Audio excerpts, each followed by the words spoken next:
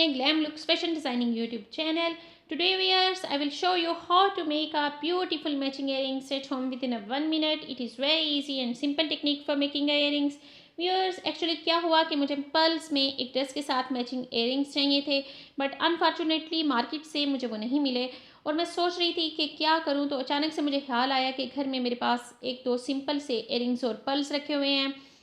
तो व्यूअर्स, मैंने क्या किया कि फटाफट से एयरिंग्स और पर्ल्स निकाले और पर्ल्स को वन बाय वन मैंने एयरिंग्स में डालना शुरू कर दिया। तो फटाफट से मैंने ये एयरिंग्स तैयार कर लिए और आप देख रहे हैं कि ये पर्ल्स में कितने खूबसूरत लग रहे हैं और टाइम भी कोई इतना ज़्यादा नहीं लगा।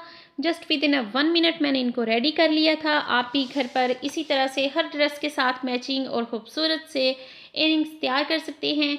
आप इनको डिफरेंट कलर्स और डिफरेंट साइज़ में भी बना सकते हैं। इसके अलावा भी इसमें और भी बहुत सी डिज़ाइनिंग की जा सकती है। खुश रहिए, आबाद रखिए, दुआओं में याद रखिएगा। And if you have any suggestions और feedback regarding the video, leave it down in the comment section below. And other than that, do like, share, comments and subscribe for me and my channel.